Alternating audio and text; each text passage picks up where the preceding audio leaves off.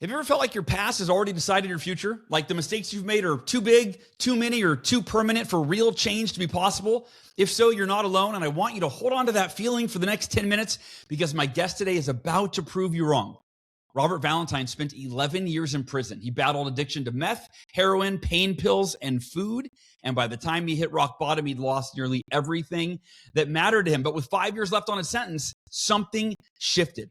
Robert discovered this podcast and started practicing the miracle morning in a 3x5 foot prison cell, and he never stopped. As a result, he's lost 90 pounds. He's sober. He's rebuilt relationships with his 6 kids, and he's been out of prison less than 100 days and has dedicated his life to helping other people walk the same road that he walked. Stay with us because you're going to hear the exact habits that Robert built behind bars that are still positively transforming his life today. And you're going to walk away with proof that the person you want to become is still available to you no matter what's happened in your past or what you're going through right now. It is my great pleasure to bring to you this conversation with Robert Valentine. Robert Valentine, it is so good to be with you, brother. Good to be with you too, Hal. Thank you.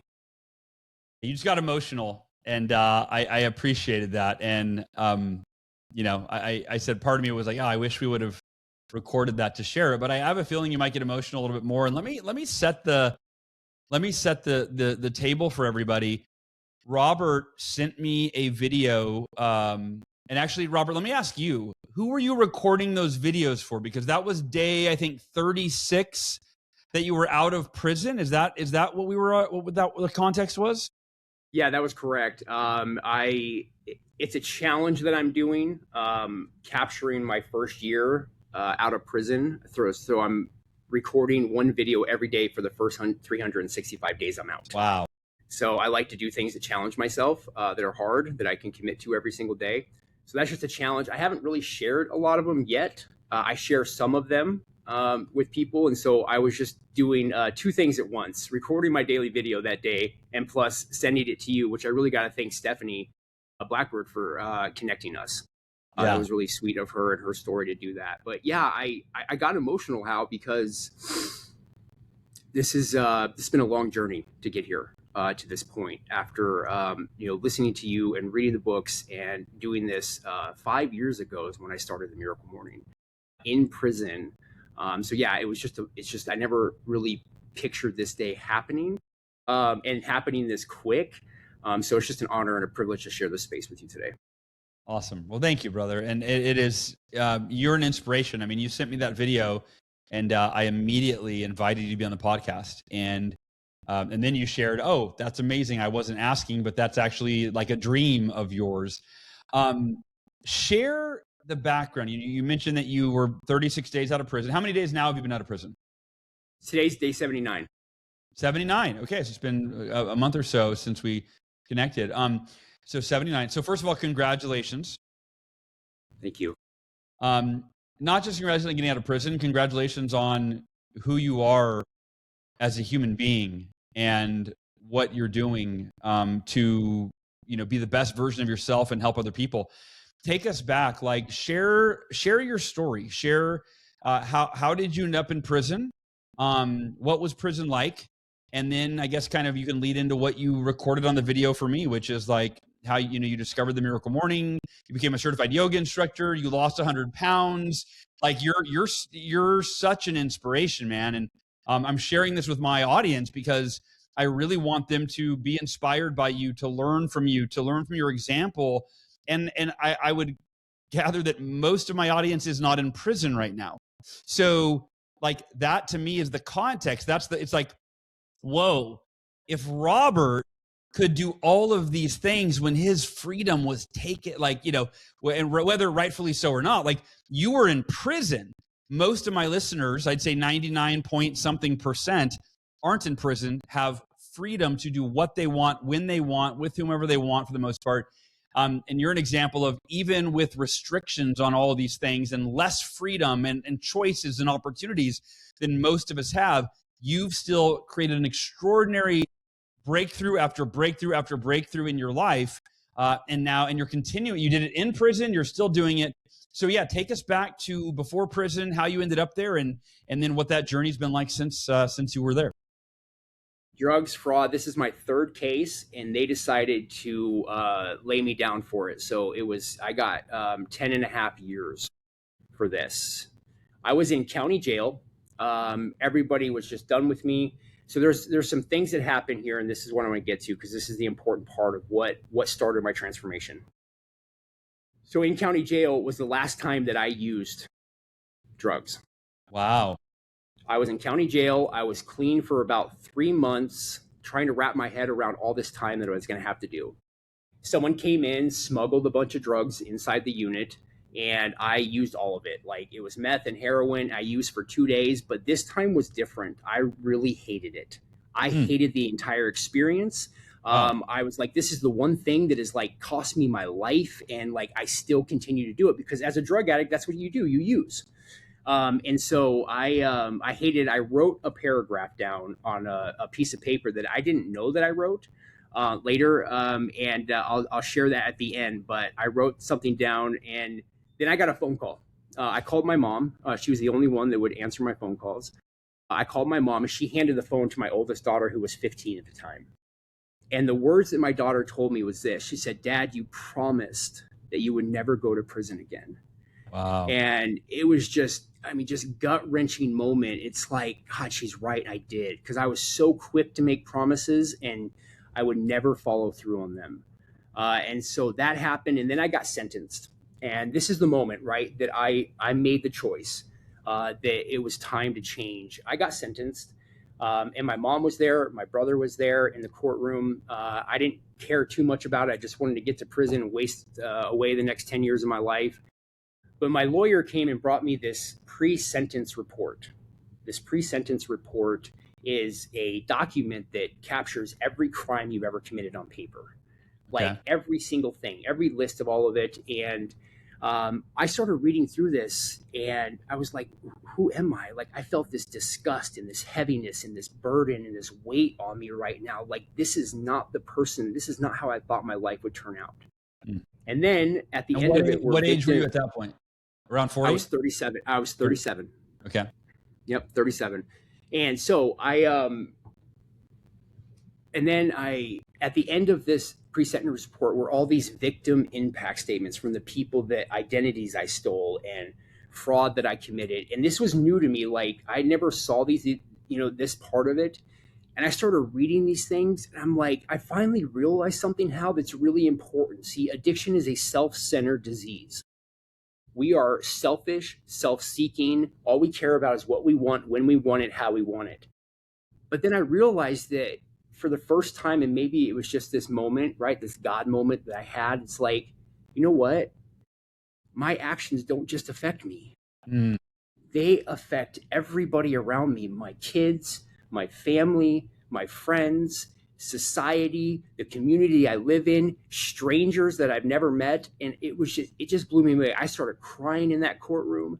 Inside, like I was screaming, like I am done. I started waving this white flag of surrender. And I was like, that's it. Like I've got to do something about it. And so that was a really pivotal moment in my life. And I didn't know what recovery was. I just knew I had to stay sober no matter what. That was the first thing I had to conquer. Yeah. And so I went to prison, and that's when the work had to start. Like you can't make these declarations without actually putting action into it. Yeah. And so I started, right? I started to learn about my recovery. I found the 12 steps of a 12-step program, and I went through that, which opened my eyes up to a whole new way of life in this spiritual life. I had to find a relationship with God that made sense to me again. And I kept doing something every day to make myself better and learn about my recovery. I went back to school. I went to Rio Salado and got my addictions and substance abuse certificate. And so I wanted to learn about addiction and why this thing kept messing with me. And so in the beginning, it was just about staying sober and not hanging around with the people that were going to mess me up. And I just kind of kept to myself. But I also knew, being so self-centered all my life, that I immediately had to start giving back. And that's what I did, either as a tutor in prison, talking to people about addiction, going to meetings, helping people out. It was just such a big part of my early recovery in prison is just service work. And that just started to open up my heart to care about others at the time. So that was the early part of it. Now, in February, this is the good part. So in February of 2021, and I know I'm going super fast. I hope that's okay. So feel free to interrupt me anytime. But in February 2021 is when we actually got tablets inside the prison system. Okay. So this was new. We didn't have tablets before. And it opened up my whole world to podcasts and content that I didn't have available before. Okay. And one thing I realized at the age of 37, going to prison for 10 and a half years, I didn't know anything. Like that was what I had to realize. I didn't know shit about how to live, how to be a human being, how to take care of myself, how to exercise, how to do all these things that are going to make me feel better. So I just started absorbing content, right? You know, podcasts and things and books and trying to read and study things. And so I found a little, and I don't even remember what platform it was on, but I found you on a little 3-minute episode on something, and you talked about the 5-minute rule. Nice. You talked about the 5-minute rule, and that was awesome because in prison there are so much things you can't control. Sure. Yeah. Nobody was gonna let me out. This is my reality. Okay, these are my circumstances. I can't change a lot about it. And I love the 5-minute rule. And I was like, who is this guy? And then I looked you up, and sure enough, your podcast was on there. Nice. On the Achieve Your Goals podcast. And I knew that I had to take my recovery and my sobriety to the next level. 2021 was a year that changed a lot of things for me when I really set out to become committed, consistent, and disciplined. Those are 3 things that eluded me my entire life. And so I listened to your podcast. It was, I don't know, episode 300 something at the time. And you talked about the miracle morning. And, you know, I knew from all my research, like successful people start their day certain ways. Yeah. And I wanted to be successful. Like I wanted so bad to change and to grow up and to take responsibility for my life because nobody was coming to save me. Yeah. And honestly, no one cared. That's true for all of us, by the way. Like pause and let that land. You know, Mel Robbins, who she was in the Miracle Morning movie, you probably saw, author of the book, The Let Them Theory, and so many more. That's her message all the time. Nobody's coming to save you. No one's coming to lose the weight for you. Nobody's coming to make the money for you. You have to take ownership, and you had that breakthrough and you took ownership. Yeah. Yeah. And that was the one thing, you know, that I really embodied, and nobody cared what I was doing in prison. That's the thing. See, there's such a separation. You know, your family is just out there. Your kids are out there trying to survive. Everybody's out there trying to live their life, and I'm in here, and they were hoping that I would get it. They were hoping that I would change. Yeah. But honestly, it's like, whatever, like do whatever you want in there. And so many people don't. They don't take it. See, time is our greatest asset and also the great equalizer in life because we all have the same 24 hours in a day. Sure. So I found the Miracle Morning. I had no idea. I was already exercising, journaling a little bit. You know, I was doing some of these things. I was reading a little bit, not consistently. And so I heard that framework and it just made sense to me. And I wasn't someone that was praying at the time. So my spiritual path was more, you know, understanding my thoughts in my mind and opening myself up. So meditation seemed like a good segue into my life. Nice. So I remember the first time I did the Miracle Morning, no clue what I was doing. I just sat on my bunk. I had a little, 3x5 space cubicle, they call it. And I sat there with my legs crossed. And I remember the first thought that I had was, this is stupid. Nice. I think that's the first thought that somebody has when they meditate is either this is stupid, I'm doing this wrong. It's something along those lines. Yeah. Yeah. And I was like, I kept waiting for something to happen. I'm like, something's going to happen, right? I'm going to get enlightened. Like things are going to change. Like, yeah, I love it. So I went through a really quick 40-minute little routine. And what I realized, it was imperfect. It was not, anything great. But I realized that my day went better. Mm. I felt good. Mm. Things didn't annoy me in prison like they used to. Like I Wow. felt a little bit more at peace just that one time, one morning. That was it. It was just a little bit of a difference. I'm like, there's something to this. And so I was on this path of being committed, consistent, disciplined, and I was running 3 days a week and working out and fasting and doing all of these other pieces that year. I was like, you know what? This is going to be good. And I have never stopped. Okay, so I started doing that February 2021, and I'm approaching 2,000 days of the Miracle Morning. Wow. And so consistently now, obviously not every single one of the savers I've done, Yeah, sure. but Me so either. and Me then, either. So we're on yeah, the same so page. it's but I always start my day with meditation, prayer, and Yeah, gratitude. So those are I the love three it. things that I start every single morning with, and I don't even drink my caffeine until after I do those things. So I have to correlate this, and there's so much more in my story, and I know that we're short on time, so people can ask me or look me up, and I'll be glad to tell them all of it. But and of course, eventually, this is my little cover of my book that I'm writing that I made in prison for a visualization tool. So Nice. eventually, they can read all about it in there. But And it's called here's Never the Again. thing. That's the title. That's correct. Never again change inside, live free. I love it. So that was the one thing that I knew I had to do was change inside. And so doing the Miracle Morning introduced me to so many things. Okay, not only did I have more peace, joy, and freedom in my life, but I started to care more about other people. And I jumped into service by becoming a peer support. I taught over 500 hours of classes inside a prison helping people. I even taught the Miracle Morning twice as a class in prison And to those people. were 8-week classes each, right? Those are 8-week classes each. Yep, an introduction and then a saver for each one. I love it. It was like when you find a gift, you want to share it with people, and Sure.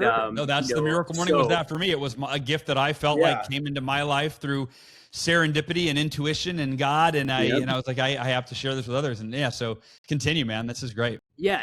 And so I started doing the Miracle Morning. I got up every day, and sometimes I got up early, right? Because I was still working full time. I was taking 5 college classes that year. Okay. So, like, I had a job in prison, I had 5 college classes.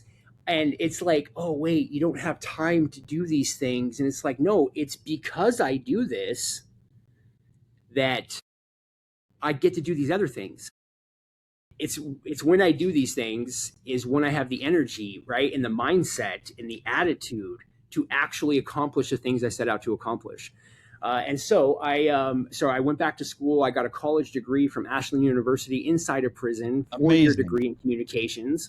I got that done. I became a peer support. I served in the prison community for 5 straight years as a peer support every day. You became a yoga instructor, right? So that came at the end of it. Okay. That year in 2021, because I started diving deep into meditation and studying Buddhism and Stoicism and all of these different philosophies. Someone came to me and was like, "Hey, do you want to come do yoga? I have these DVDs that we could try." I'm like, "No, spandex pants and like." I'm like, "No, dude, I'm not doing yoga, man. You're out of your mind." But then something inside me is like, "Hey, man, you're trying to change. Why don't you Wow. try something new? Like, Yeah. Look at you. what is it going to hurt?" And so he put on this fire yoga DVD, and it was crazy. And I was like, this is insane. But then I felt really good afterwards. So long Nice. story short, I've done yoga at least once a week, every day for the last 5 years. So Wow. including this morning, as I did a full Miracle Morning preparing for this Yeah, interview. absolutely. I did that this morning. And then the prison yoga project, I was in a position with my job inside the prison system. They let me take the course, and I did a 200-hour yoga teacher training through the prison yoga project and became a certified yoga instructor. And I'm hoping to find a place in Phoenix here to teach a yoga class eventually. So, but yeah, Incredible. And yoga's how did become you how did you lose 90 pounds? I stopped eating. Okay. No. That's one way. So in 2021, I fasted 24 hours, 3 days a week. I ran 3 days a Wow. week, and I worked out 3 days a week. So that was my commitment that year and my challenge. So I lost Incredible. 62 pounds that year. Wow. And honestly, like, it was the Miracle Morning that all the affirmations, right? The unwavering faith, right? The Yeah. extraordinary effort. I love those terms Yeah. because I knew that's what it was going to take. And so one other thing that I'll share with that, and there's so much more, but um, I knew like I had to be present in my moment because I couldn't wrap my head around this long prison sentence, but I could live one day at a time. That was really simple for me. And one thing that I knew is like I had to keep an eye on my future, right? This future self, because it was important. Like I didn't want to put too much because there's so much uncertainty and we don't know what's going to happen in a mystery to life. But I knew that this was going to prepare me for that. I jumped into a lot of reading and read over 200 books. And there's a whole nother story behind that. Wow. And What are some of your favorites outside of Miracle Morning? oh my gosh, are you Give me kidding like me? And list just like three of your that are important. Don't have to be the best, but three that stand out for you. the Four Agreements, Yes. for sure. Don Okay, Miguel Ruiz, the fantastic. Untethered Soul. Yes, Okay, that's one of my was favorites. huge. Michael Singer. Right? Arte. This is the second let's time I've go. rated Brian Brian Johnson. Johnson. This light went off. Is that okay? I think I hit something. Okay. Yeah, Brian Johnson, right? Also, too, The Code of the Extraordinary Mind. You just Yes, talked Vishen Lakhiani. with.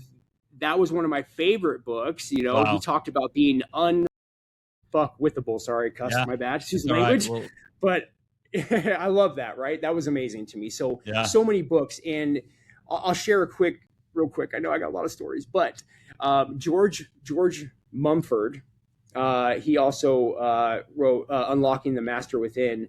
He's a mindset coach and to like Kobe Bryant and Michael Jordan. So I was listening to a podcast on the 10% Happier podcast with Dan Harris when I was studying meditation. And George Mumford inspired me to become a reader by this line. He said, I got clean off heroin 36 years ago, and I have read a book a week ever since. That's what he said. Wow. And I was like, a book a week ever since? I'm counting, that's a lot of books. Yeah. And I wanted to become someone who is a reader, right? The knowledge, the wisdom, the understanding of things in life that come from that. And so I was like, What's stopping me? Nothing's stopping me from doing that. So I set out and I averaged a book a week for almost 3 years after that. Good for you, brother. On top of everything else that, I was doing. And so much of the books from your guests I have read. Nice. Every time, I heard something and, I got books sent in. So now fast forward, like, look, all of this stuff has opened up so much in my mind where now I have this compassion and enthusiasm for life and a deep appreciation. And I can pinpoint so many things in my life that change, especially gratitude, right? Gratitude opened up so much in my life. And so I practice those things regularly. And people used to accuse me of being happy in prison. That was the accusation I got. Like, I would say things like, I'm living my best life. They're like, what are you talking about? What's wrong with you? You're in prison, dude. Right. And so I was like, I can't pinpoint every little thing in my life that has collectively helped to energize that. Whether it's meditation, exercise, gratitude practice, yoga, all of these things that have just become a normal part of my life because the one thing that I was doing was changing my identity. I was changing my identity from a drug addict, right, to a criminal, to now just a human being. And the one thing that I wanted more than anything else in life was just to be a decent human being. I was tired of hurting people. I was tired of letting people down. But most of all, I let myself down. And so prison is this lonely place, but it was a radical place for me to actually understand who I am, what I want, what's important to me, and build these positive habits that have now helped other people, that help myself. And there's two types of people in prison, okay? You're either preparing to get out or you're preparing to come back. And if you don't know the difference, you're probably in trouble. Yeah. So there's so much things that you can do right in your life. And so I want to circle back real quick before I stop talking. And I'm sorry, I know I can talk a lot, but is that thing that I wrote in county jail that I alluded to. I want to get back to it because it's really important. And I Yeah, believe it please. was like a message from my future self. And it was just one simple paragraph. I don't remember writing it. I found it 3 years later after I was cleaning out all my stuff. And it said this, it said, I failed miserably. I relapsed when a bunch of dope came into my unit, meth and heroin. I went from sober Bobby, working out, trying to do good, to drug addict in an instant. I hated it. And the last 2 words on that paragraph were never again. Those are the last 2 words in that paragraph. And after I found that in one of my deep meditations once, that's when the title of my book came, because never again, if you change inside, you can live free no matter where you're at. Okay. Yes. Circumstances don't matter. Circumstances don't matter, right? It's our mindset, our attitude, what we do that matters. So that's where the title of my book came. And now I have all of these journals, 27 journals that I wrote in prison. Look at that. So there they all are, 27. Oh my of gosh, them. that was only half. Incredible. These are all my Miracle Morning books, one for each year that I've done the Miracle Morning. So with all my affirmations in them, and now I have to somehow magically take all of this and turn it into a book. Yeah, easy peasy. Yeah, simple, right? Not easy, but today, 79 days out of freedom, and I have to tell people this. In the beginning, right? In the beginning of my prison sentence, I had no contact with my kids. I didn't know if I would ever be able to be a father, to have my family back in my life. All of that was unclear. There was no certainty of any of that. And a lot of people use that as an excuse to just keep being how they were. I couldn't let that, because I finally made a decision to change for myself. I couldn't get emotionally attached to the results. Someone taught me that. And I just had to keep trying to become the best version of myself, thanks to The Rhythm of Life, another great book, by the way, by Matthew Kelly. And so I knew that I had to just keep going, right? Never give up, change the way that I talk, change the way that I sound, and all of these things, all of these writings and journaling, I just became this cheerleader. See, no one was there to celebrate the days I ran 18 miles or the times that I graduated with a diploma or a degree. No one was there to celebrate those things, but I celebrated them, because every time I kept my word to myself, right, I was building a new belief structure, and that was important. And so now I have character and integrity, and this foundation under me that all circles back to love. When you finally learn how to love yourself, you can love others brilliantly and beautifully. And it's just been this huge journey in my life to get to where I'm at. And now, today, I have a relationship with all 4 of my kids and 2 amazing stepdaughters, ex-stepdaughters, but they're from my ex, but they're amazing. And I have a relationship with all 6 of those beautiful human beings. I'm trying to be the best dad that I can. I love my kids so much. My brother, who disowned me 10 years ago, in this office, I am now sitting in his office, right? Recording this podcast, and he is back in my life. So look, things can happen. People can change. Your past does not have to drag you backwards. And it's an important message for all of us. So I've said a lot, and I'm sorry I took way more time than you probably wanted me to, but I'll stop talking and let you Robert, go. But thank you for I appreciate everything you said, and how you just closed us out. I mean, those are such valuable, empowering, life-changing lessons that you just shared, and they're applicable for all of us. And you're a living example that people can change, that your past doesn't, all the things that you just said, your past doesn't equal your future. And, I think this is a full circle moment in terms of the entire quote that gave birth to the Miracle Morning. You're the living embodiment of. It's Jim Rohn. Your level of success will seldom exceed your level of personal development, because success is something you attract by the person that you become. You dedicated your life essentially in prison to personal development as well as service, and you became the best version of yourself, as you said. And then your success, physical success, losing 90 pounds, mental and emotional health, your relational success, reconnecting with your family, creating great relationships with your kids, making the success and contribution, making an impact for other people, like all of it. And it all centers around you focusing on your personal development to become the person that you need to be to turn your life around and create everything you want. So thank you for the living example that you are. I'm so proud of you for what you've done for yourself and your family, and that you are dedicating your life to writing the book Never Again and pursuing it. And that message, never again, I love it, because never again am I going to do drugs, but also never again am I going to beat myself up. Never again am I going to stop believing in myself. Never again am I going to focus on things that are out of my control and make myself miserable. Right? Like, there's so many never agains for all of us. So again, So many. That's right. you are an inspiration. You are a living example that no matter how low you get, how hopeless life might seem, your circumstances are always temporary, and that anything in your future is possible if you commit to becoming the person that you need to be to create it. So thank you, brother, for sharing your story today.